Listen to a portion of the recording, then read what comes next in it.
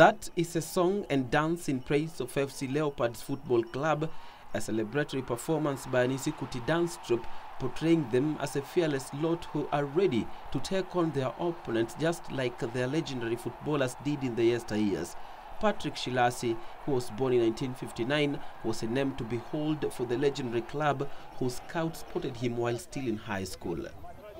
I started my football in 1978 when I was at school at Musingo High School. And in fact, my best game was volleyball. I used to play volleyball. Then one day I just decided to join the football team.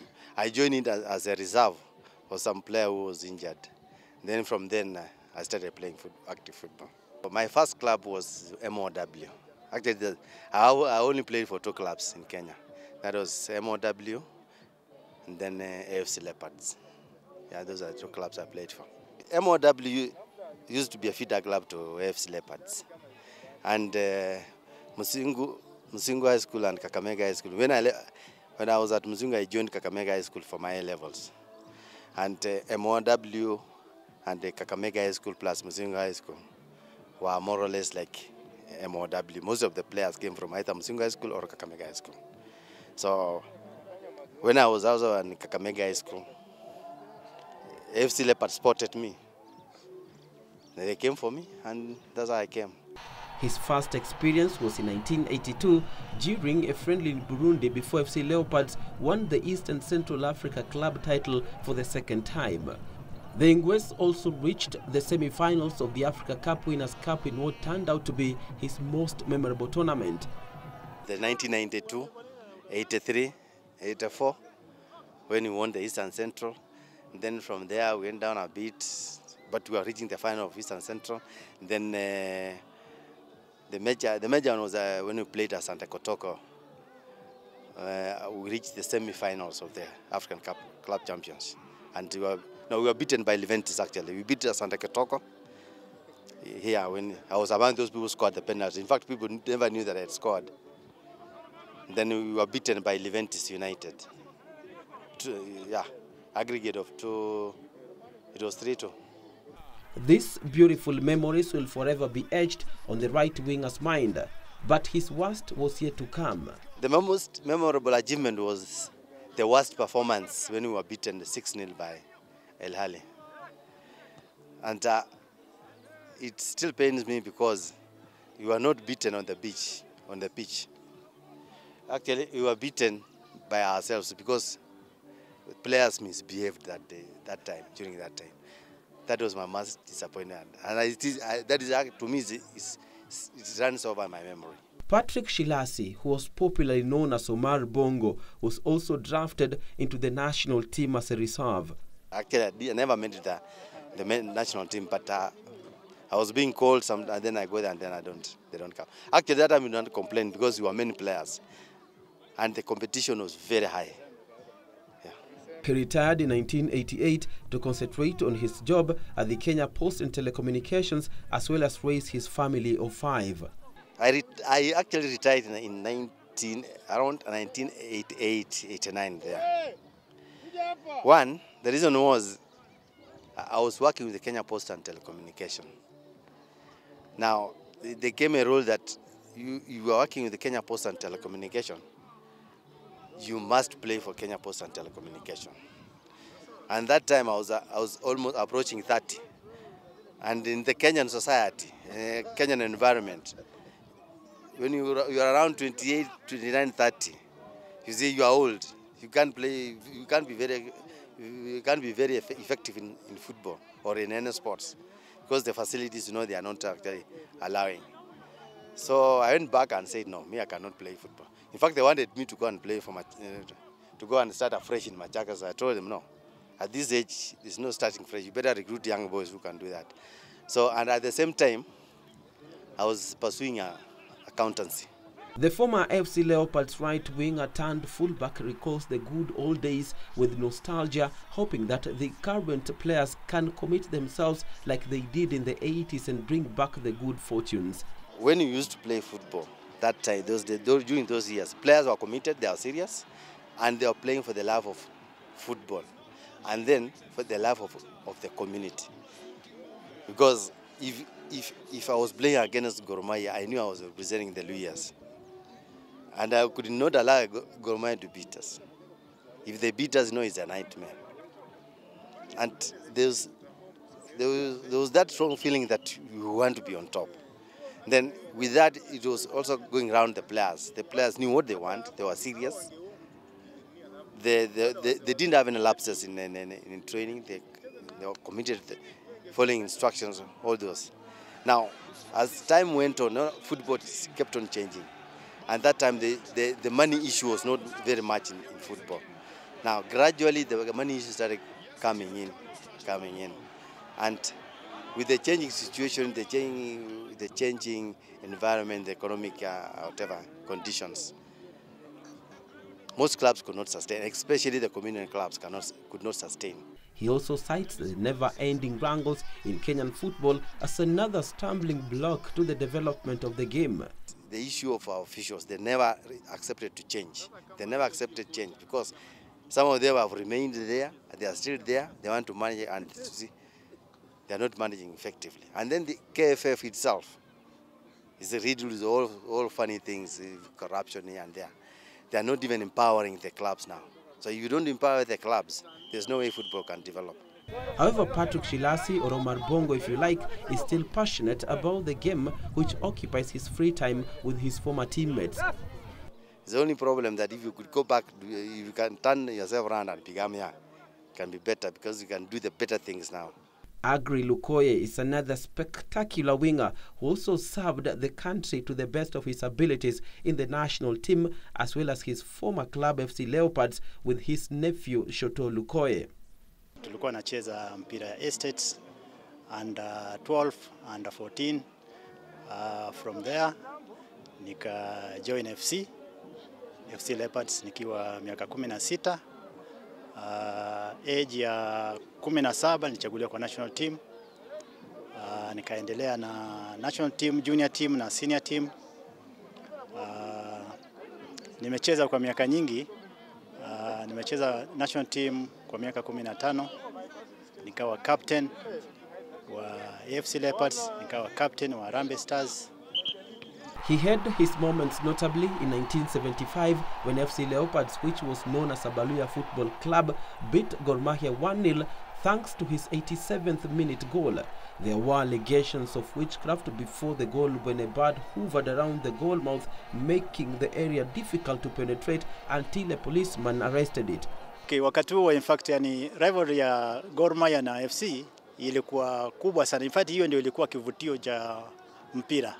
Kwa sababu kama we ni fan wa FC na unaenda kucheza na Gor, siku hiyo in fact kunakuwa na tension kila mahali. Hata kutembea una feel tu kuna kitu itafanyika.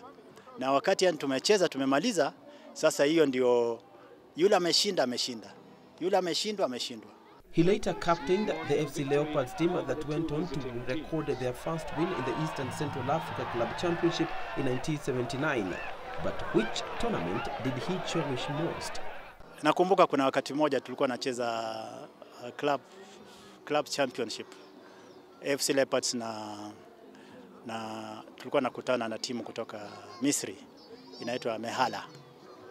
So before hiyo preparation ya kwenda Egypt, tulienda Kuwait. Tukacheza na national team ya Kuwait. Nilifunga bao lile hata mimi mwenyewe bado naikumbuka. Kwa sababu nilipata pass kutoka kwa player alikuwa anaitwa Ngana, Deleta Ngana. Aliponipa pass nikampushia Chitechi naye akanirudishia na nikapiga, ilikuwa karibu na katikati. Hiyo goli ikaingia kona mwisho kabisa. Sasa hiyo wanaikumbuka wakati wote. Agri Lukoye also played for the national soccer team Harambee Stars, whom he joined in 1971. He was later to coach the team as well as FC Leopards. After a Cup of Nations nilichaguliwa kwa team, but sikucheza kwa sababu nilikuwa mdogo. So nilikuwa na understudy watu kama kina Nyawanga, wao ndio walikuwa wanacheza hiyo namba, nilikuwa nacheza namba 11. Kulikuwa na Nyawanga na kulikuwa na Martin Gwanjo. So sikuweza kucheza, but niliona tulienda Cameroon, tukacheza. Nakumbuka kwa hiyo tournament tulifunga goli moja peke yake, ilifungwa na the late Jonathan Niva, na tukatolewa kwa preliminaries. 1975 tulicheza Eastern Central, Zambia, tukashinda kikombe, tulifika finals na Malawi, and I scored one goal na ingine ikafungwa na Charles Ochieng, the late Charles Ochieng. The former left winger has since defied his age to reminisce the glorious yesteryears with his former teammates. Unajua hapa kwetu Kenya, wacha niseme yani sio Kenya peke yake. Ukishakuwa na umri kidogo, huwa nafikiria game yako imeisha. Sasa in fact niliwacha nikiwa 33, and 33 unajua huko kama ingelikuwa Ulaya ningelikuwa bado nacheza kwa hiyo age. Lakini vile yani ilikuwa ni lazima niwache, nikawacha hivyo. All in all, Agri Lukoe's name, among others, continue to inspire many youth to follow their dreams, hoping that one day they will come to fruition and secure the country from oblivion. Ile kitu ningeliwaambia wale players wako, wajaribu kuimprove game. Wakisha improve, kila kitu itakuwa sawa sawa. Maybe wale watu yani wale ile management iko itafeel yani kweli yana hawa jamaa ni kama tunawaharibia game. Ni wakishaenda maybe tutakuwa na ile ofisi inaweza kurun mpira sawa sawa.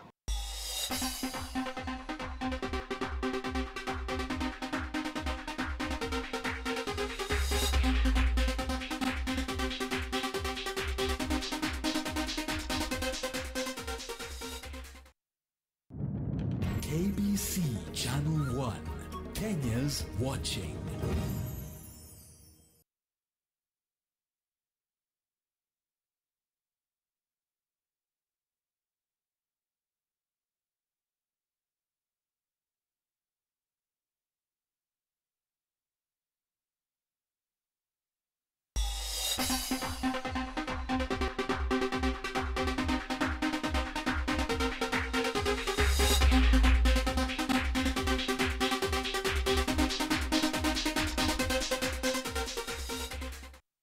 The 1968 Olympic Games were the first ones to be hosted by a Spanish-speaking country, Mexico, and that is where Kenya's first Olympic gold medal was won by the late Naftali Temu as the Kenya's 4x400 meters relay team won a surprise silver medal in 2 minutes 59.64 seconds. Charles Asati was a member of that team with Daniel Rudisha, Munyoro Nyamau and Naftali Bor after reaching the quarterfinals of the 200 meters.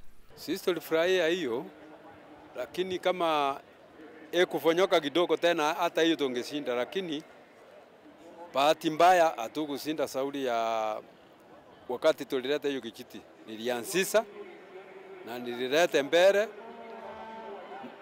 yule nilipatia Sakia Nyamao na alienda akifika 200 huko, pia ndio wa Amerika wakampitia hapo.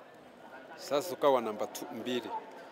Tulikuwa tunafikiria tutashinda, lakini bahati mbaya hatukushinda. Asati, who was born in March 1946, hails from Kisii, where he realized his talent.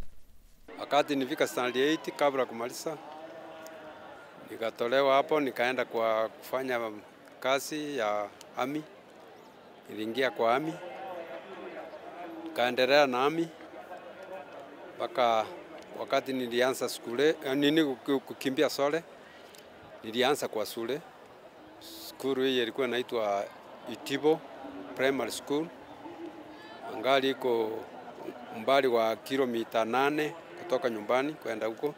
Nilikuwa naenda na kurudi jioni. Kwa hivyo nilikuwa nakimbia asubuhi mpaka huko na kurudi. Nilichakuliwa mara ya kwanza nienda Tokyo, lakini si kwenda. Sauri niliitwa ni junior. Alafu John Ogwiti akachukuliwa na basi yangu. Alafu baadaye ndio tulikuja tukachukuliwa, nikaenda Mexico kwa Olympic 1968. Baada ya kutimuka kama risasi, Said anampa Asati amalizie.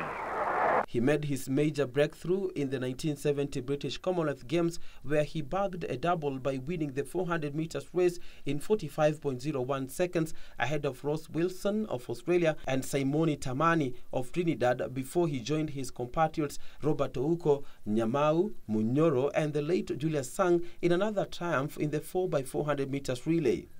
Hiyo unajua wakati nilikuwa na train kweli, nilikuwa najisikia naweza kimbia. Na bila nilikuwa naenda, nilikuwa nafurahia sana. Na nilikuwa napenda hiyo mchezo. Mimi nafikiri hakuna kitu tulikuwa tunafanya. Unajua tulikuwa na esima ya practice.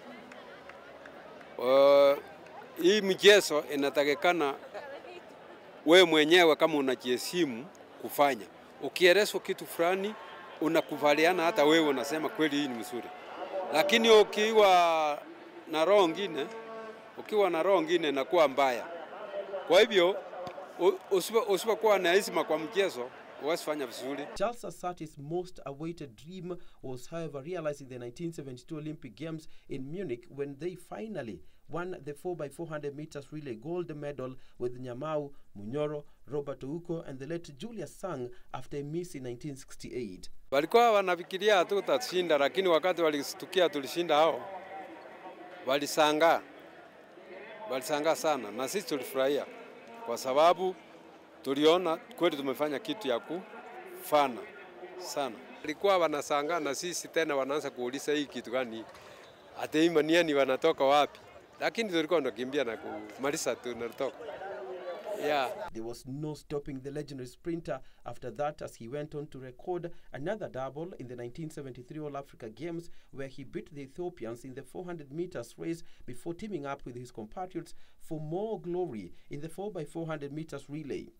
That feat was repeated again in the 1974 Commonwealth Games in New Zealand with the likes of Bill Koskei, Francis Musyoki and the late Sang as Asati retained the 400 meters gold medal too.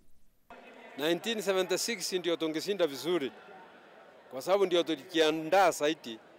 1976 ingekuwa Montreal, lakini ubaya ikawa tumevoicot. Wakati hiyo mimi ndio nilikuwa flag bearer ya timu ya Kenya kama team captain overall, lakini hatukuikimbia, na ndio tulikuwa tunafikiria tukikimbia vizuri kwa lile mno.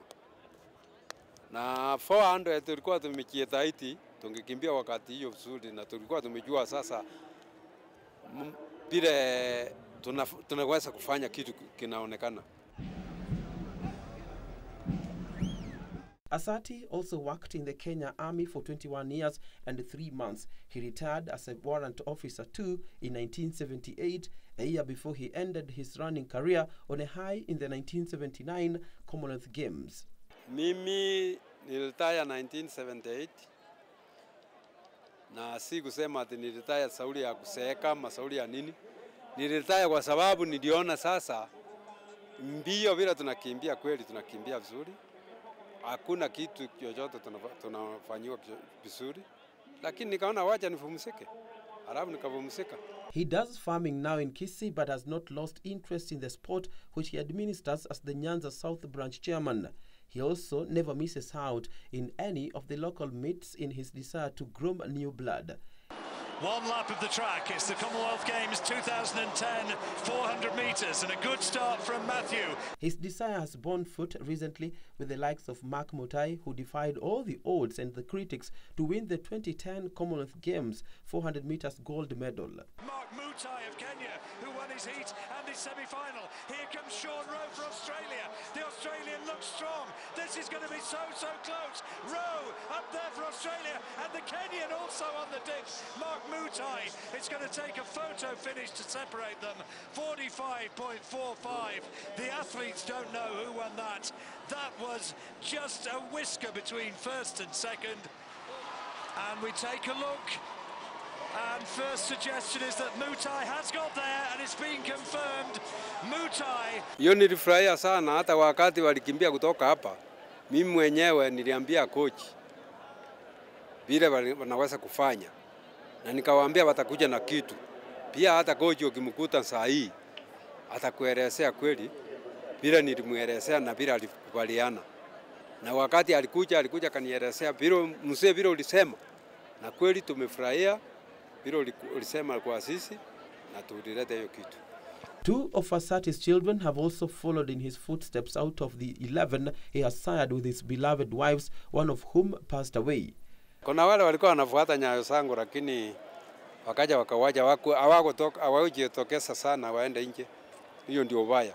Lakini walijitokeza kama mmoja, kijana mmoja alikuwa anakimbia vizuri sana. Yeye akajoin Niami, kujoin kwa Ami, lakini akaenda kukimbia akawekwa kwa store. Akawa karani. Sasa yeye hakwenda kukimbia. Kwa hivyo ekaisha. Nilikuwa na bibi wawili. Bahati mbaya Mungu akaninyang'anya mmoja.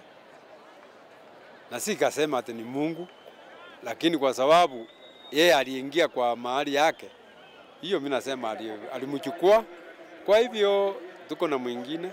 God gives and God taketh. That's why the legendary sprinter has no choice but to carry on, hoping that they'll be given the recognition they deserve for making the nation proud. Vile mnafanya si vibaya kwa sababu nyinyi mnatuuliza vile tulikuwa tunafanya hapo mbeleni, na kiendelea hivi na serikali iendelee kutusaidia itakuwa ni vizuri. Kama sasa mahali tunaona mbaya ni wakati kama sasa sisi tulikimbia tangu zamani. Kuna medals ingepeanwa kwa hizi serikali. Tulikuwa tumetanganywa tangu mbeleni tutapewa, hatujawahi kuona hiyo vitu mahali walichukua. Hata paka wakati kama huu hatujapata hiyo. Mimi nafikiri watu wa sasa unajua wakati huu wako na pesa ya kukimbilia. Na mimi nilikuwa nafikiria wakati ya pesa ndio wanaweza kukimbia vizuri. Lakini hatujui ni kitu gani kilitendeka. Hawafanyi vyema vile inatakikana. Lakini wakiwacha malengo, ile malengo wanakimbia naye, watakimbia vizuri. Unaona hata sasa mtu anakimbia, akifika mahali ya kumalizia kabla kumaliza, unaona anaanza kuinua mkono peke yake. Hata ameshinda. Sasa huwezi kuelewa ni kitu gani anafikiria. Na mbio ukikimbia, unatakikana ukimbie kwa timing. Ndio uone kweli umekimbia vizuri ama mbaya. Kwa hivyo, kitu kilioko wakiwacha hiyo, wafikirie mbio namna ya kukimbiliwa. Na wafuate maneno ya coaches, vile coaches wanawaambia. Inaweza kuwa vizuri na wanaweza shinda vizuri. Unajua kuna tofauti sasa sauri ya pesa hii ya kukimbia. Mtu akimbia anapatiwa pesa, mtu anafurahia. Lakini sisi tulikuwa tunapewa kama sabuni. Ukiwa namba 1 unapatiwa unakatiwa kipande ya sabuni tena pana mti mzima kama kipande hivi ama unapewa kikombe ya kukunywa chai. Hiyo ndio zawadi kubwa. Na tumefurahia hiyo. Tulikuwa tunafurahia.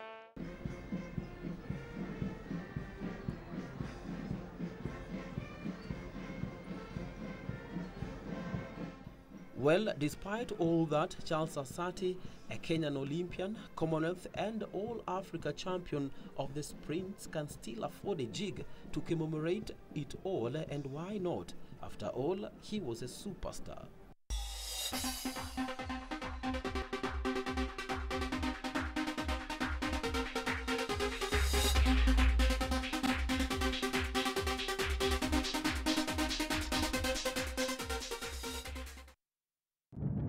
KBC Channel 1, Kenya's watching.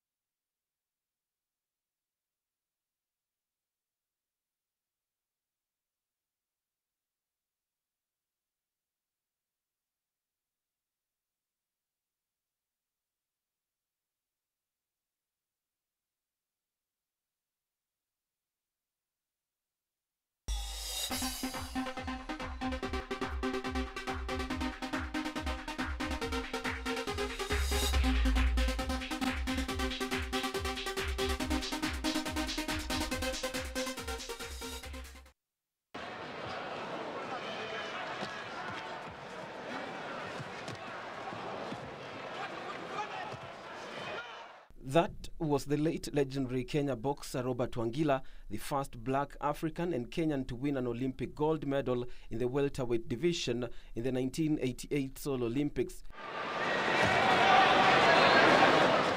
That was a feat that had eluded Philip Waruinge in 3 consecutive Olympics. I think it was a wonderful achievement, concerning he was the first African to win a gold medal in Olympic Games. Until something I had always been dreaming of since 1962 Olympics in Japan. I failed to win a medal, and then in Mexico I did my best. Still I could win, although I was awarded a very big trophy for the best boxer. Waruinge, who was born in 1945 in Murang'a, was one of the Kenya pioneers in the Olympics Games, where he went on to become the first Kenyan medalist in the Olympic boxing competitions in the featherweight division in his amateur career. He was a member of the Tokyo Olympics team of 1964, where Wilson Kiprugut Chumo won Kenya's first medal in the Olympics, a bronze in the 800 meters race. The orthodox boxer was, however, ranked way below the medal bracket at position 9. All the way I started boxing in Nakuru, from novices up to championship, and even up to winning gold medal, Commonwealth gold medal and Olympic medals. I was in Nakuru Amateur Boxing Club before I joined the army. He, however, made it happen in the British Empire and Commonwealth Games, where he took a bronze in the flyweight in 1962 before taking the gold in 1966 against Pat Maguire of Northern Ireland. I got injured on my right hand during the semi-final, and even in the final, it wasn't so easy fight for me, and I had a lot of problem. Although I won it, but not so easy as I expected. The legendary Kenya boxer got another chance to make up for his Tokyo disappointment in the 1968 Olympics in Mexico. He was outstanding in the competition despite reaching the semi-finals of the featherweight division against eventual champion Antonio Roldan of Mexico, who beat him narrowly by 3 points to 2 to hand him his first Olympic medal, a bronze and the first for Kenya, too, in the boxing competition. Waruinge displayed an exemplary style that not only won him a standing ovation, but the Val Becker Trophy as well, which is awarded to the most outstanding boxer in the Olympics. In boxing, one thing, there's no shortcut. It's only training, determination, and striving to achieve the best. And I'm glad I went through. Although I do not expect to be Val Becker Trophy winner, it was a shock for me, good shock for me to win it. But all the same, I think I deserved it. That achievement is still unmatched up to date. 2 years later, Philip Waruinge successfully defended his Commonwealth boxing featherweight title against Deogratius Musoke of Uganda. I had confidence I would win a gold medal, since the Jamaican Commonwealth Games I won a medal. So in 1970, I was going to defend my title, and I'm glad I went through and won it. The Olympic Games beckoned again in 1972 in Munich, and this time around the legendary boxer decided to go for nothing short of the gold medal, only to be denied by Soviet Union's Boris Kuznetsov, who narrowly beat him 3-2 in the finals after the Kenyan had eliminated the likes of Clemente Rojas of Colombia and Jaoko Lindberg of Finland in the knockout stages. He had no choice but settle for the silver medal, which was still an improvement from the previous edition. Waruinge turned professional in 1973 and fought mainly in Japan in the super bantamweight division. I should say it was 50-50. When I went to Japan, there was no professional boxing in Kenya, and that is why I went to Japan for professional boxing.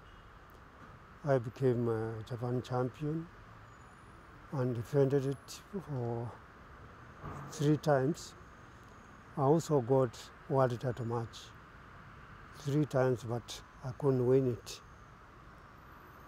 Although I did my best, I tried. I came close to winning the world title, but at last I failed. He retired in 1979, having won 14 bouts, lost 10 and drawn 1. So, what is he currently up to? Well, according to Boxing Commission's rule, once a boxer have an operation, he has to vacate his boxing career. So after my left eye operation, I knew boxing is all over for me. Well, according to the doctors, I should have gone earlier for treatment, but it took about a year postponing the operation, and that's why I couldn't regain my sight. So the only thing for me was to retire. I have 2 sons and 2 daughters. My 2 sons tried boxing, but they couldn't reach my standard. As I told you, there's no son like father in boxing. And even one of my son, youngest, is still in Japan. He came to Japan as a professional boxer, but he couldn't make it. And since he was coaching and he was boxing at the same time, even today he's an English teacher in Japan. But at last he decided to teach rather than box. And I have 2 daughters who are married, and my old son is here in Nairobi working. He's a motor mechanic. And at the present, I'm concentrating on coaching boys at Nakuru, young boys. Although I think you have to work more harder, and I'm always telling these boys to train more harder. The current crop of boxers in Kenya have failed to live up to the standards set by the likes of Philip Orwinge, a decline that the retired boxer attributes to many factors. Boxing standard in Kenya has dropped tremendously. And for the last 2 or 3 Commonwealth Games and Olympic Games, we have not been able to bring in a medal. I think today's boxers, as I told you before, there's no shortcut in boxing except hard training. They should train more harder and more disciplines, self-sacrifice for them to succeed, or them to become champions and lift the name of Kenya in boxing again. Despite all that, boxing is still popular in Kenya's urbanized population in their quest for occupation and empowerment. There's no shortcut in boxing except training, determination and discipline. What I would ask the young generation is to train hard and to concentrate and put all their efforts in boxing. Boxing, there is nobody who was born a champion. Champions are made, so they can train, they can even win gold medals in Olympics and even become world champions. It's only through hard work and determination. Words of wisdom from Philip Orwinge, the first Kenyan boxer to win an Olympic medal and the only Kenyan to be awarded the prestigious Val Becker Trophy for outstanding boxers.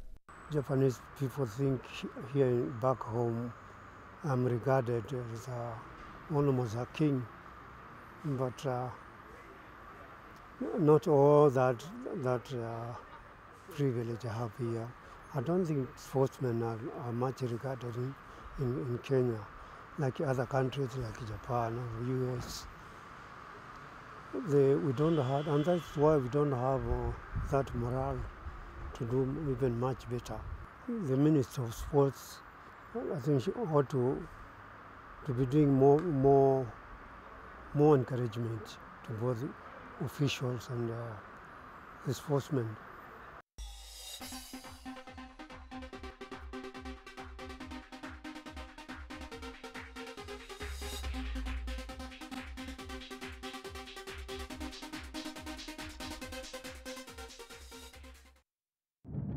KBC Channel 1, Kenya's watching.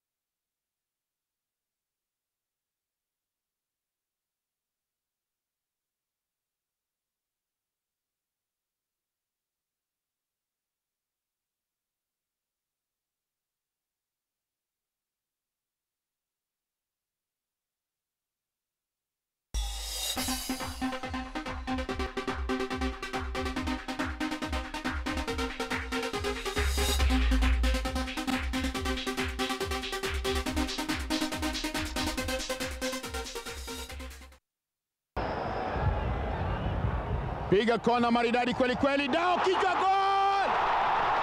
He should have been nicknamed the Cobra for the way he reared up to strike the goals, just like the venomous snake does when challenging its opponent.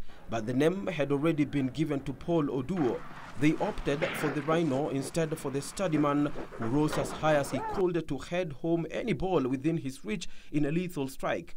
He is better known as Peter Dao, Kenya's football heading expert.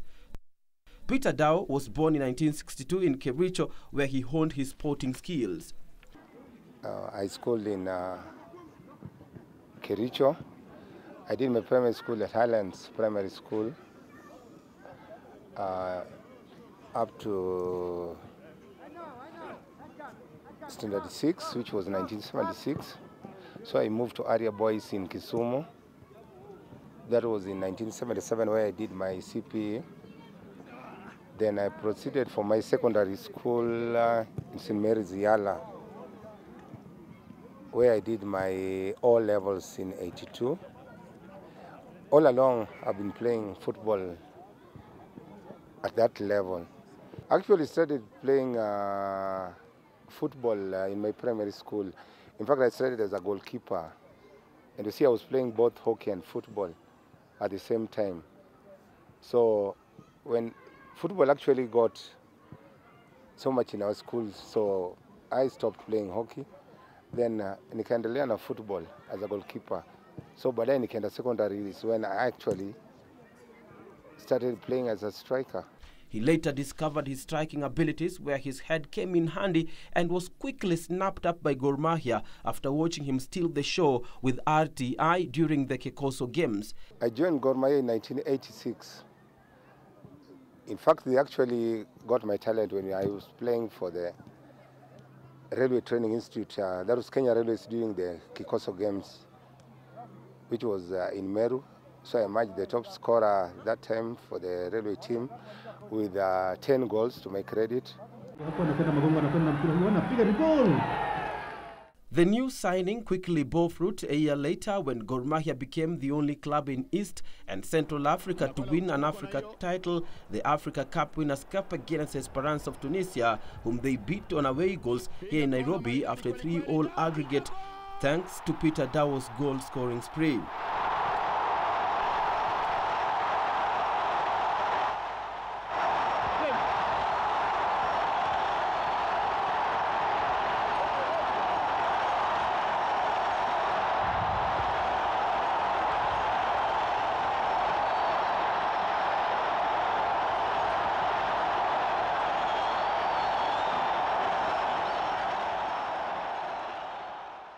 My days with the Gor Mahia was not very bad as we took the Mandela Cup in 1987. it was not a bad time with the club. And in the whole tournament had 9 goals to my credit. Na Kenya imeweka historia katika ulimwengu wa michezo. Na hivyo basi ndivyo mambo yalivyokuwa, kwani Peter Dao hapo alijaribu kupita na huo mpira ukamtoka. That feat saw him being voted as one of the best players in Africa, together with Ambrose Ayoyi, as well as earned him a call-up to the national soccer team Harambee Stars, where he did not disappoint. My most memorable match was when we played against Malawi. That was, I think it was a Cup of Nations, when you actually, like we were losing, and we were playing at Nyayo Stadium, and I don't know what actually happened. The lights went off, and the match was replayed the following day, and we beat Malawi when there was a replay of the same game the following day. Dao hoped to repeat their 1987 feat in the 1989 Cup Winners' Cup, but it was not to be. My worst announcement with the team was, that was the following year when we actually reached the quarterfinals of the same cup, when we lost to Entente of Congo. Away we were beaten 4-0. The legendary striker had his moments too in Gor Mahia's intense battles on the pitch with their arch-rivals FC Leopards, which also left him limping but still standing tall nevertheless. What I could recall is like during our times when we used to play FC Leopards, people used to be at the stadium by 9 o'clock in the morning, which is actually not happening now. And the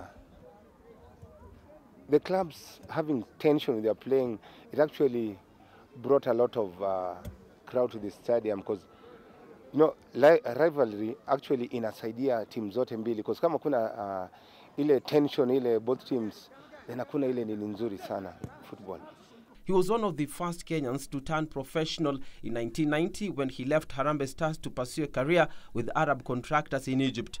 He also played briefly for Al Saeb in Oman.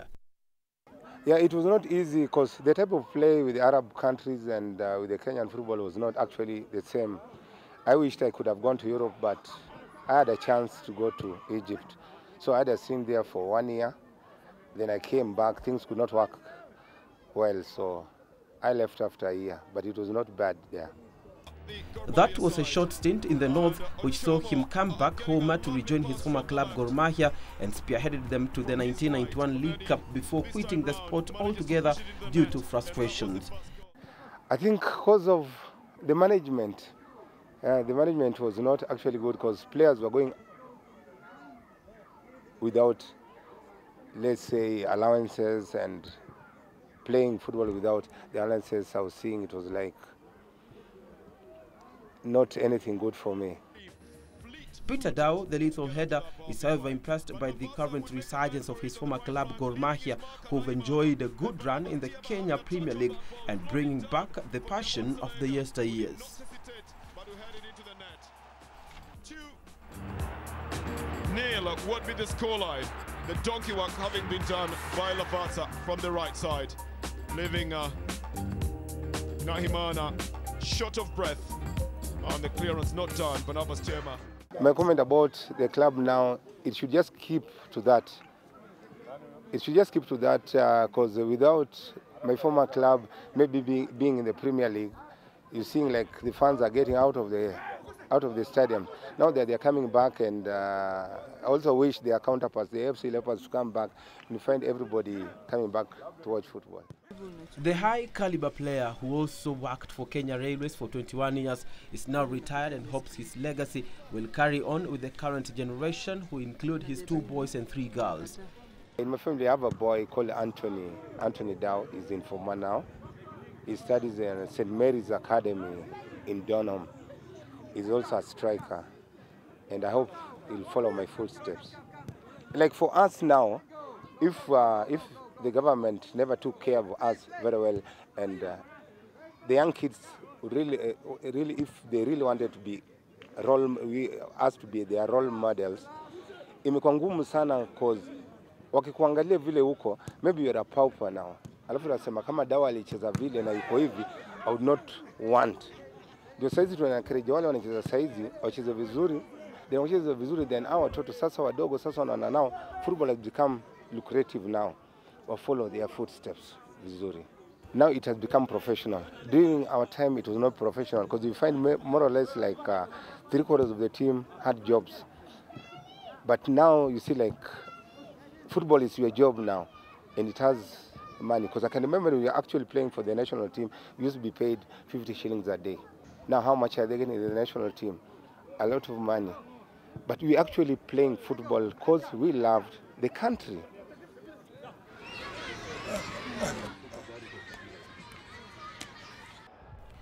And that's Peter Dao, Kenya's legendary heading expert in the game of soccer, who's also regarded in high esteem not only in Kenya but by the Confederation of African Football, who've put him on the echelons of Africa's elite list as one of the best players to emerge from the continent in the 80s and 90s, just like the legendary Roger Miller of Cameroon and George Weah of Liberia.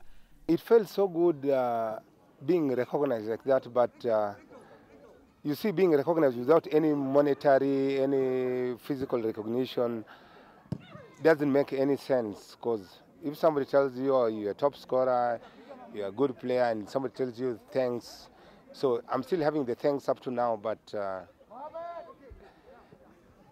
I'm actually not feeling good.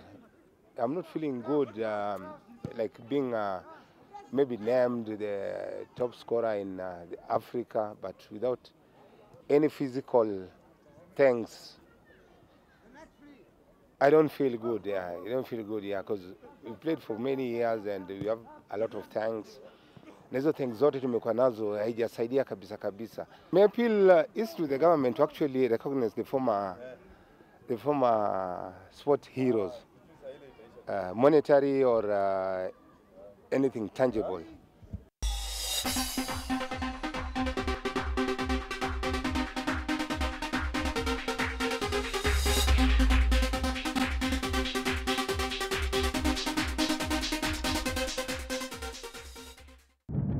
KBC Channel 1, Kenya's watching.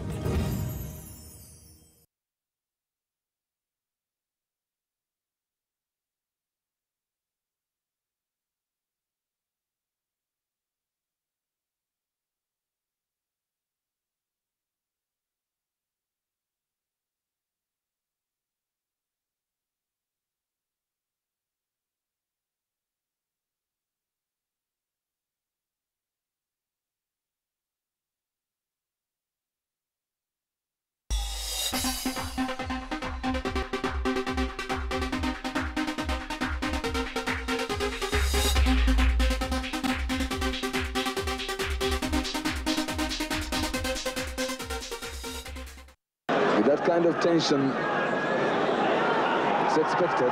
Good header.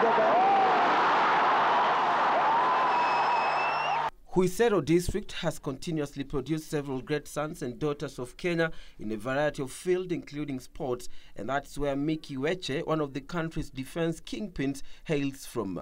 He was commonly referred to as T9. T9 is a dog which was, actually it was in Tanzania, they used to bite people.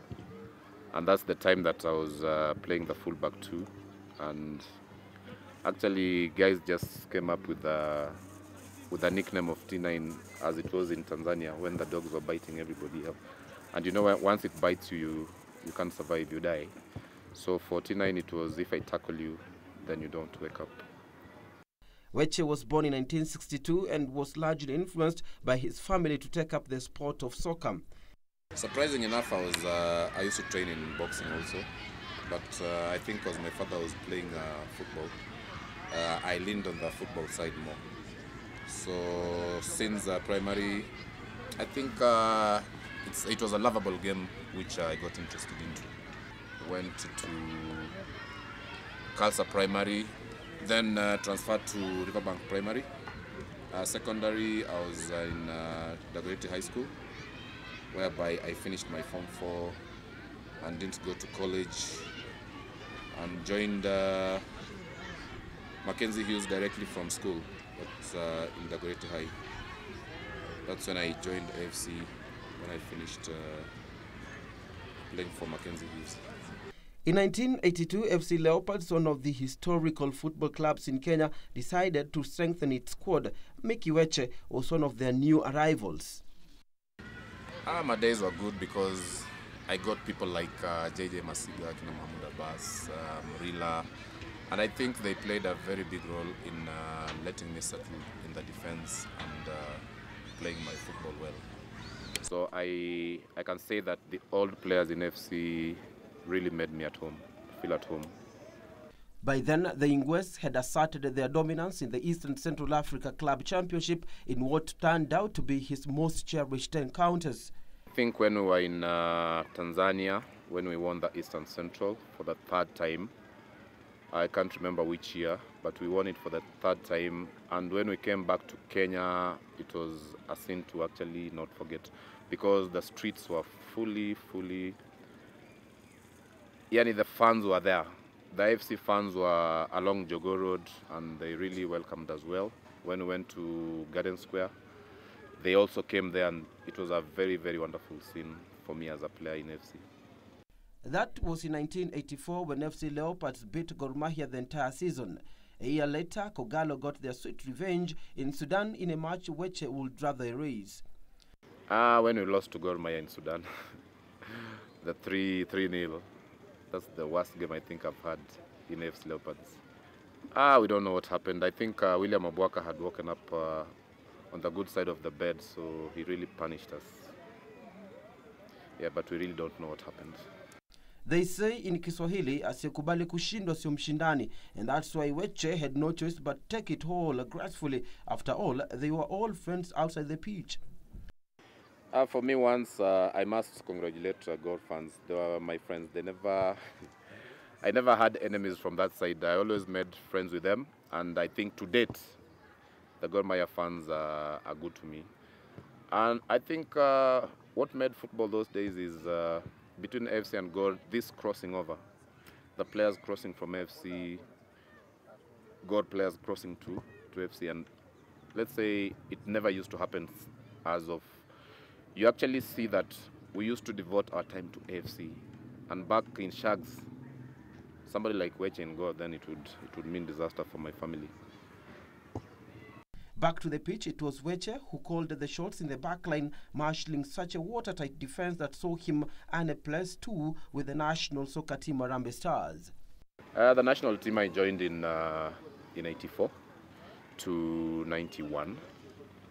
And I think I had wonderful times with the national team, with the coaches like Marshall Mulwa, Renard Frabish. At one time when we went to Thailand, we had Bernard Zigol.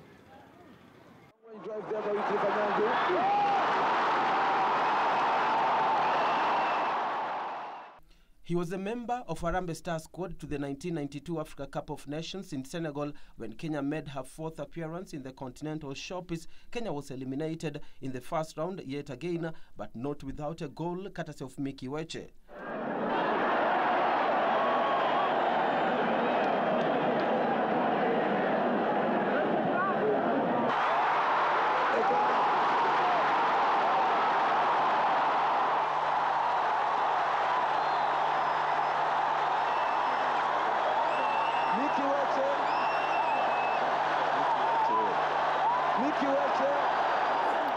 My goals mostly came from penalties, especially the one which I scored in the Cup of Nations against Nigeria.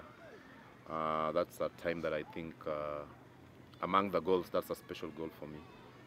And I think in the national team, it's the cream where a player would actually like to land when they have the right coach, because it's, let's say, a national image for you. And for me, serving it from 84 to 91, I think it was wonderful, and I served my country well, I believe. He left the national soccer team afterwards, but came back later in 2004 to strengthen the technical bench, and together with head coach Ghost Mulee, Kenya was able to make her 3rd appearance in the Africa Cup of Nations in Tunisia after a too long wait. Kenya was eliminated in the group stage, but with a win against Burkina Faso. It's Denis Oliek on his head. He must score 2 goals for Kenya at last. What a lovely pass, and look at the celebrations of Kenya. Dennis Oliek, Dennis the Menace, gets his goal at last. Yeah, we were with Ghost Mulay when the team went to Tunisia in 2004.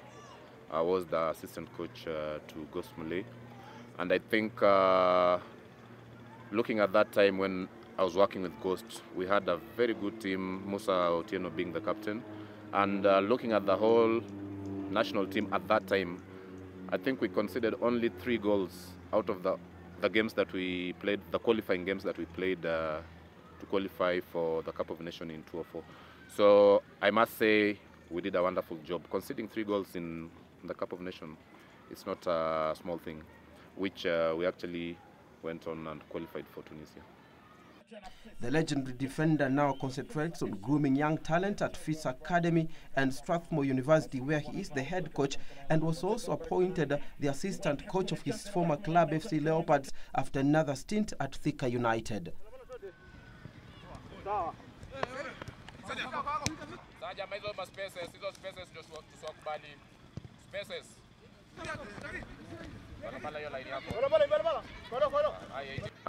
FC, for the few times I've been in training, they have wonderful players. My motivation is, you know, like you've just asked me how AFC was. I think for us, we brought AFC to the level that fans used to actually believe in the team. So for me, I've come back to FC to try and bring these boys to the level that I have been in FC, the highest. So I've looked at them, they're a good lot. And I believe by the end of the season we should see good results from this squad. Salvage the reputation of the Leopards. It's Mike Barraza who gets himself onto the score sheet. Extra time we train kids at FIS Academy to just make them grow as footballers. And I think that's one thing that for us as players we can give back to society what God has given us. So people like Paul Were in Tusker, he's from FIS Academy. Kevin Omondi in Gor Mahia is from FIS Academy. Musa Mohammed, Gor Mahia, FIS Academy. And then we can also be proud to say that Oboya is our product. And there's Maurice Odhiambo, he's I think now in SC Nakuru. He's a FIS product. And there are so many kids coming up after them.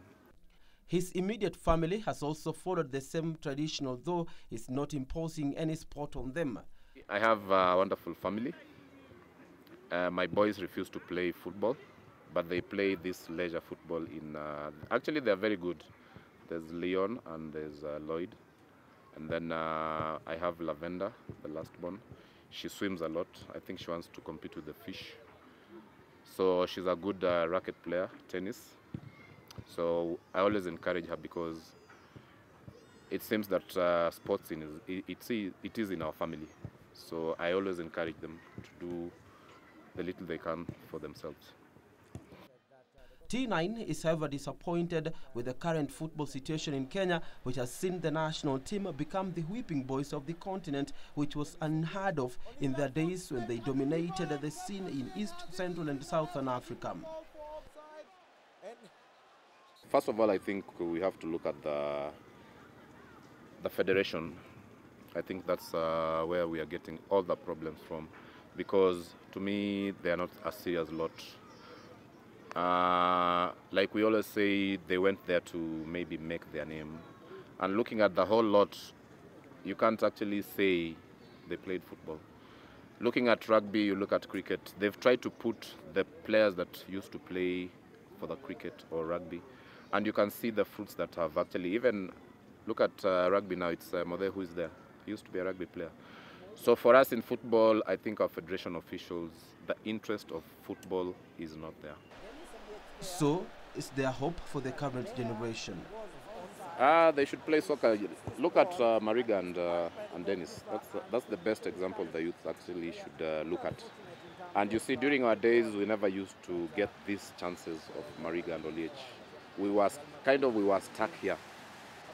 For them, they've got the avenues to go out, and I think parents should encourage their young boys to play football, because it's just like any paying job. look at Mumia sponsoring AFC, Tuzo is now sponsoring Gor Mahia, Brookside is sponsoring Thika United. So you find that the problem we used to have as of in being paid is no longer there. They may be among the great footballers Kenya has ever produced with a legendary status to their names, but it is not depicted in their current status. It's a pathetic image of Kenyan heroes.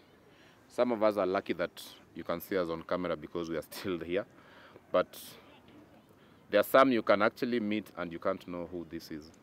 So for me as maybe a legend, like you say, I think our heroes are really treated badly. And I think the government should have sat down, and if anybody was in the national team and represented the country, they should have something to do for them at that age, which because as old as they grow, I think we should be given something from just the appreciation from the government. But I think our heroes, it's a sad story that we always end up dying sadly. Mickey Weche, or T9 if you like, is still as strong as ever despite a carjacking incident which left him limping. But he has no regrets whatsoever after all, commanding the defense with all his heart, mind and soul for the national soccer team as well as FC Leopards. And that's a true legend. The carjacking thing. That was 1.5 years ago when I was attacked by some 3, should I call them thugs? Yeah, they attacked me at the parking of our house, and they actually shot me 3 times, but towards the thighs. So my car was gotten in Kibera. I was treated in Mata Hospital, and I thank them very much, but nothing serious.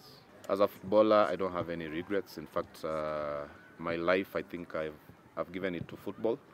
I love it so much because it's made me what I am. In AFC, it made me to be the T9 that I was. And you walk outside, you find fans talking to you, greeting you with respect. That's what football has made me. And I think I'm a public figure to everybody. It means well to me.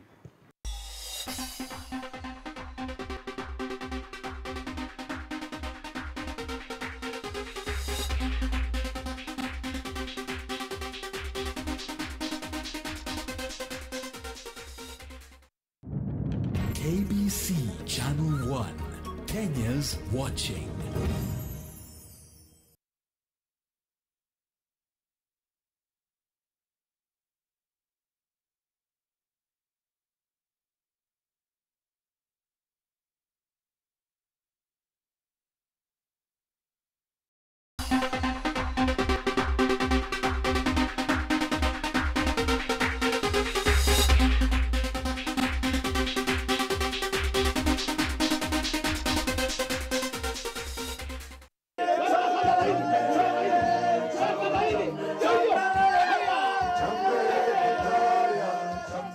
The Maasai are well known for their proud cultural heritage, fearless nature, bravery and love for cattle, which is their symbol of wealth, and so are their children who have grown up to make them proud in various affairs including sports.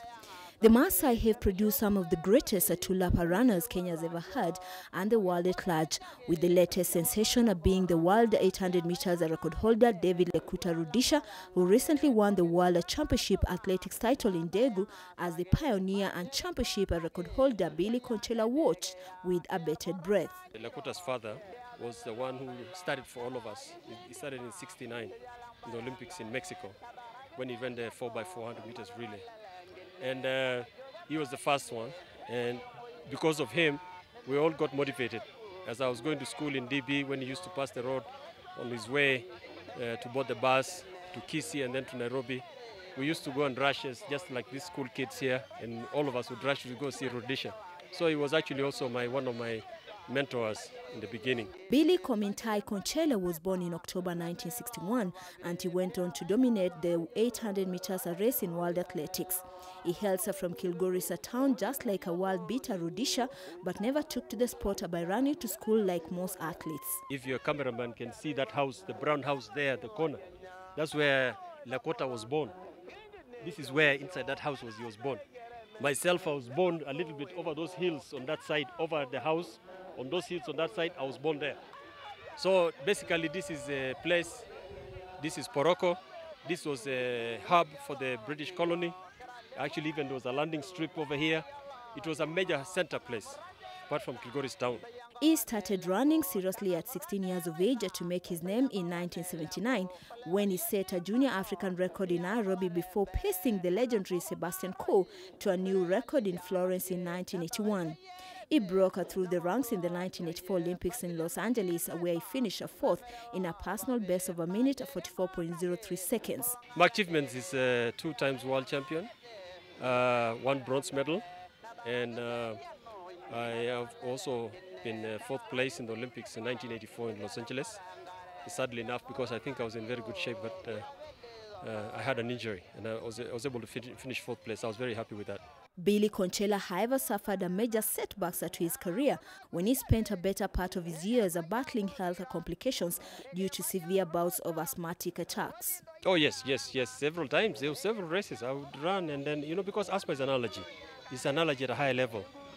So it just takes even one tree that you're allergic to, and when you inhale that just pollen from that particular tree, completely you're gone.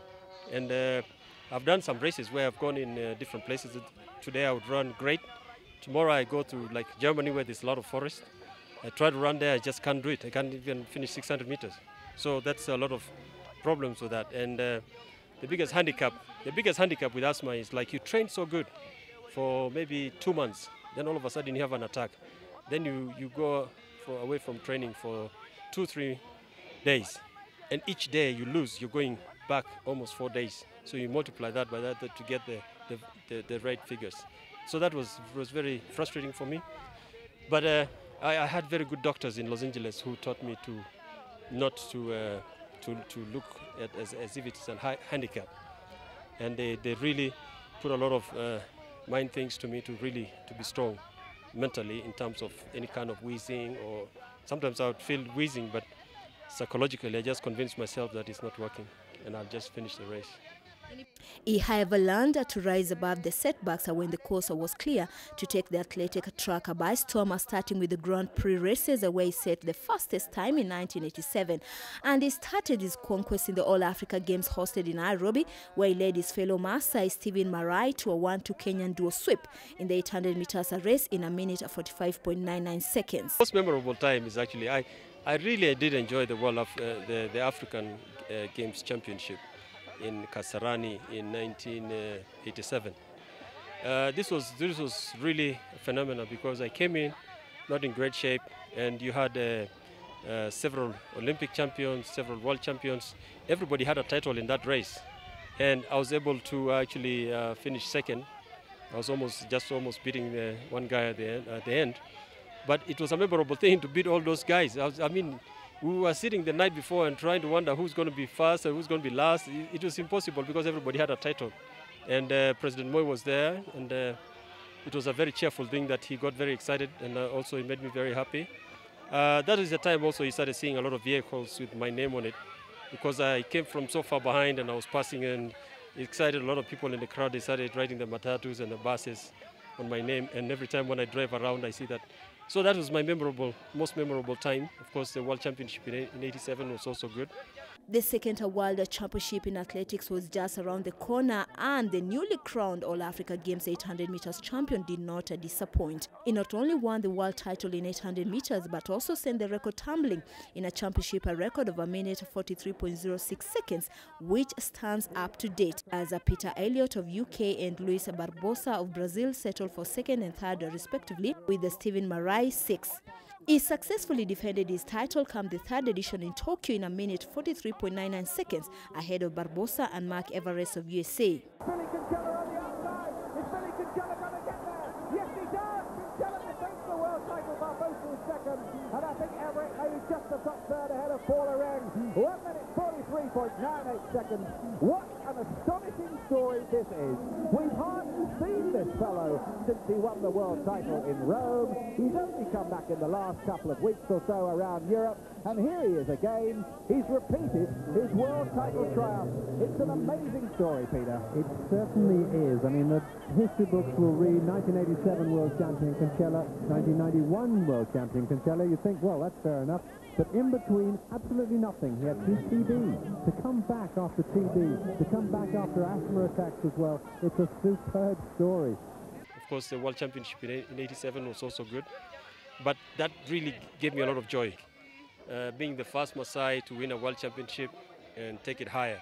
That was such an amazing comeback, but his asthma returned to haunt him the following year. He had no choice but to miss at the 1988 Olympics, where Paul Erenga won the first title for Kenya in the 800 meters. Billy Concella returned to the World Athletic Championship in Stuttgart in 1993 after missing the Olympics, but he could only settle for the bronze as Paul Ruto dethroned him. He later had no choice but to hang up his running shoes.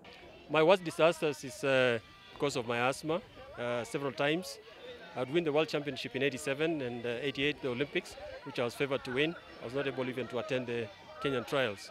So those are the things that really put me down because of my asthma. Anything else, I really can't recall anything. I think the career has been superb and uplifting for all the Maasais in Kenya and in Tanzania. So it's something that I always feel like this was something that I think it was meant, and I always believe in destiny. Of course, I'm also a saved Christian. I attend church. I'm a very devoted Christian. His achievements on the track inspired his younger brother Patrick to follow in his footsteps and win the Commonwealth 800 meters title in 1994. Well, my family is okay, it's good. The Concella family is a big family. We're many. We're all over here in Kenya, and this is the center of the Concella family, Kilgoris. So we all started here. The late John Concella, the first MP of this area, was my mentor and the son who raised me. As I grew up here in Kilgoris, I ended up going to Nairobi to go to school, to Jamhuri Primary and Upper Hill, and then later to America. But the person who really raised me was my uncle, John Concella, who was actually a brother of my father. Father is the youngest, but he raised me since I was 5 years old. So basically I always call him father because he was my father.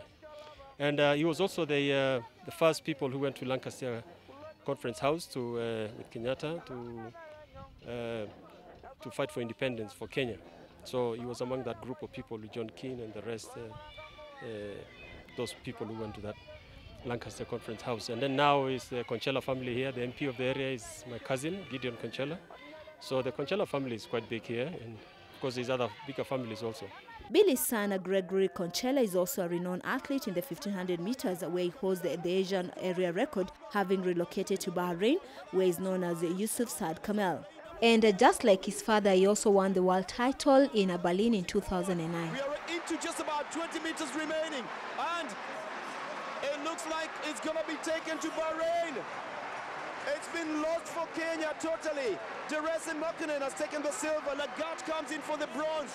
And that's the son of the two-time world 800 meters champion, Billy Concella, who takes the gold medal this time for his adopted country.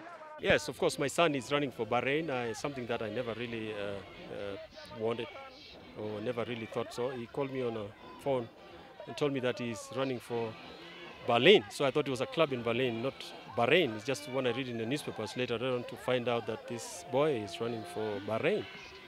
And I was really shocked. But nevertheless, I support my son. I love my son. And whatever he always does, I'm always behind him. And I know he's, apart from Rudisha, these are the two great runners, middle distance runners from 800 and 1500. He's now the current world champion in the 1500, and he missed the 800 meters. Well, you know, he was concentrating on the wrong thing. He's trying to break his father's 23-year-old championship record, and then he lost it in the purpose. He's a good boy. He's very smart. And I think we can look forward for better things. I think he'll be a man who can break the 1500 meters world record. Billy Conchela has another family in Finland where he relocated to after graduating with a degree in business administration at the University of New Mexico. However, his stay in the UK turned into his biggest nightmare when he was charged of rape, acquitted and later convicted of the same offences in Finland.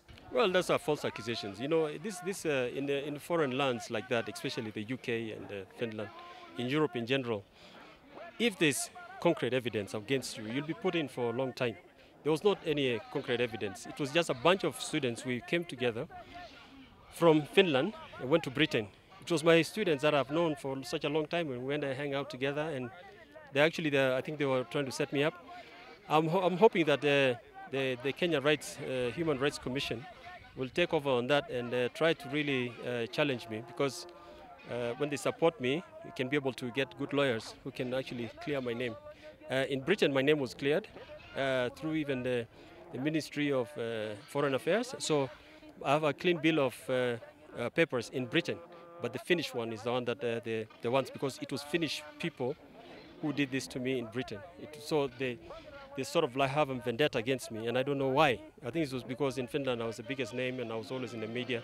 So my fellow students decided to plan this against me. And just to say the truth, because if I was guilty, there's no way I could be standing here now.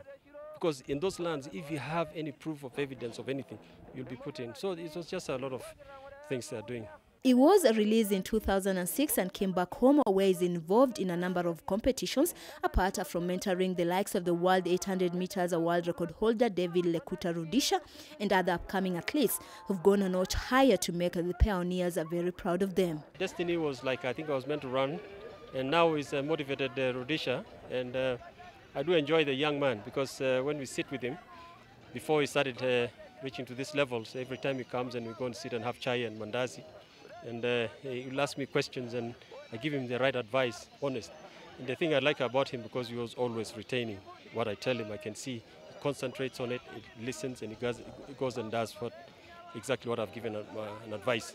Of course, that's just an advice, and of course, if you look for the right advice, it's always good. Of course, his coaches and his managers also played a major role, because this thing involves a lot of people to reach that level. You can't do it alone.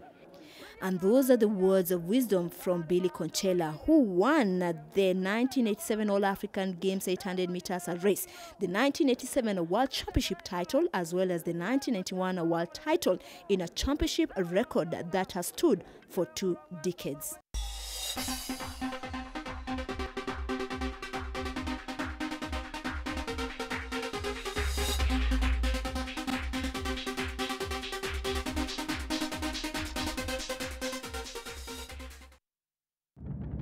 KBC Channel 1, Kenya's watching.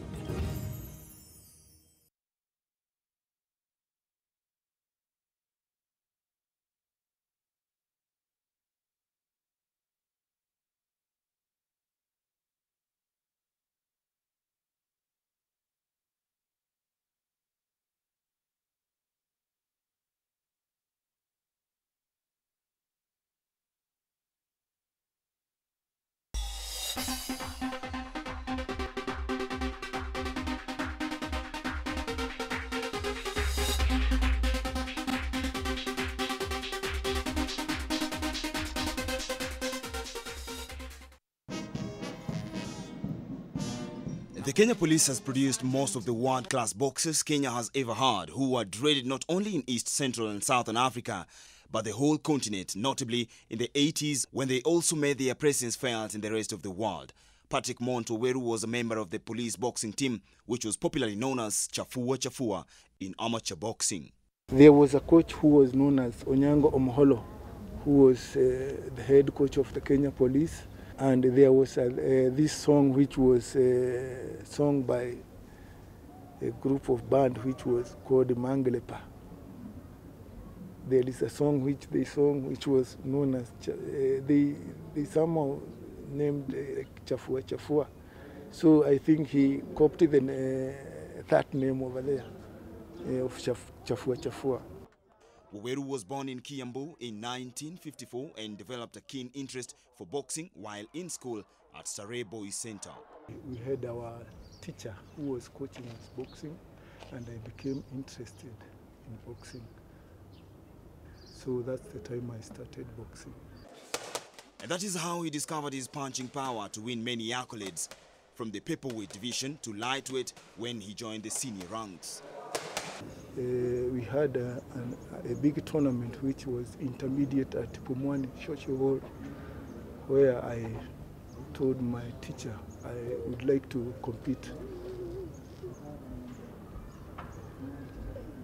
So he agreed, and when I went there, I won the intermediate championship.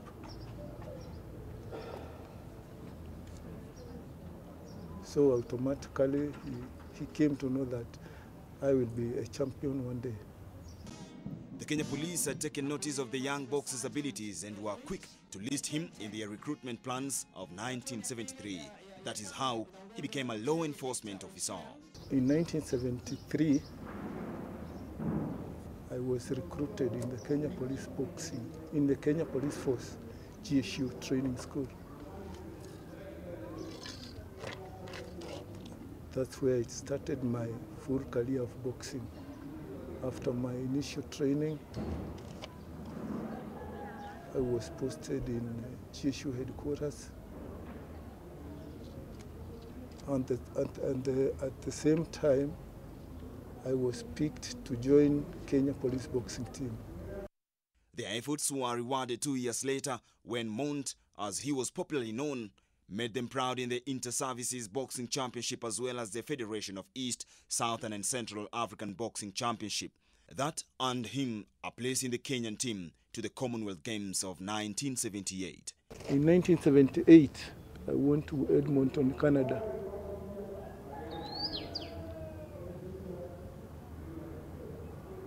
I won a silver medal.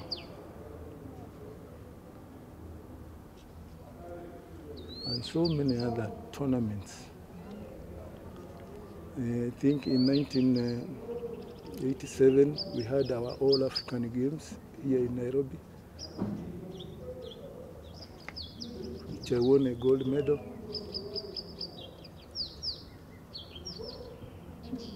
The previous year I was in Bangkok. I won a gold. That was a good start in the international arena against Gary Hamill of Northern Ireland before being subjected to his most humiliating bout in the lightweight division. It was a big game. We met with the Nigerian. And I had won first round, second round. But the third round, he only gave me a punch, which I never knew where it came from. And he knocked me out. And that was my first knockout and the last knockout. I've never had another knockout. Patrick Waweru's most memorable moments were in the 80s, where he punched his way to fame despite first-round eliminations in 2 consecutive Olympic Games. My memorable bout is we had our Kenya Golden Cup. I had a silver medal,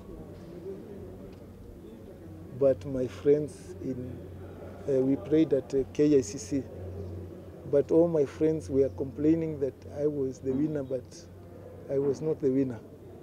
We met with the Korean, where he fixed me very well, and I can remember he was hitting hard. So in 1981, we went in New Zealand, Summer Games. So on the first day, I had an opponent from other countries. But in the next bout, we met with the same man. So I had no worries because I knew all my faults in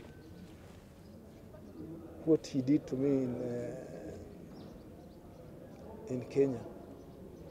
So when we prayed, I won my game very softly, and I think that was my memorable days of boxing.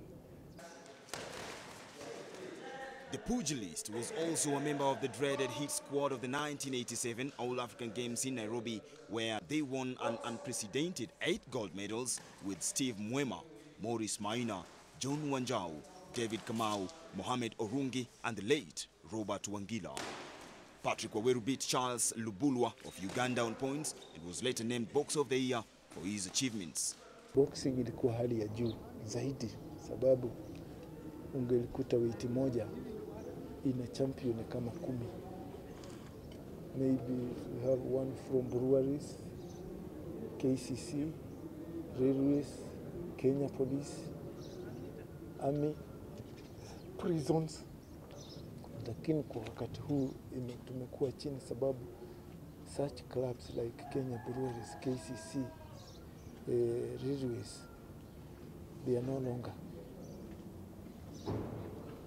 So naona vile tunavyozidi kuwa chini ni kwa vile hata vilabu zile zilikuwa hali za juu za kiraia, siku hizi hakuna. Vijana wanategemea mambo ya forces na forces hawezi chukuliwa wote. So unaweza kuta mtu ni mzuri na ile nafasi yake amepewa mzuri inakuja kupotelea wakati anapoanza huo mchezo wa boxing, wakati ameanza kuwa climax yake naye hapati kazi, hapati nini. So unakuja kuta anakuwa mdhaifu.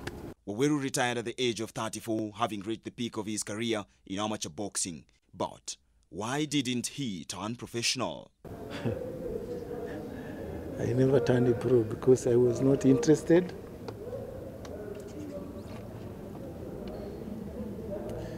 And I was in government. So it was difficult for me to become a professional. The veteran boxer now spends most of his time nurturing young and upcoming talent at Kenya Police, where he is the head coach of the boxing team since 1992. The Kenya Police, who boast the likes of the renowned Commonwealth and African champion Suleiman Bilali, among other champions, have gone on to dominate the local scenes, as well as numerous regional and international championships. I'm still with the Kenya Police, and I expect Kenya Police to have more boxers, champions for tomorrow. Yes, because here in the Kenya Police we are given all opportunities of training. So I think when we recruit our boys to training school or Kiganjo, after Kiganjo they come and train with us, at least you can see a change, because if a boy comes within 2 or 3 years, if he's coming up, he ought to join the national team. The retired boxer is, however, not impressed with the current standards of boxing in Kenya, which have dwindled due to lack of support, wrangles among the administrators, poor preparations and lack of sponsorship from the grassroots level. Siasa, wajua siasa iko kila mahali, na siasa ya boxing hii kuanza mapema sana. Siasa ya boxing imeanza hivi karibuni tu.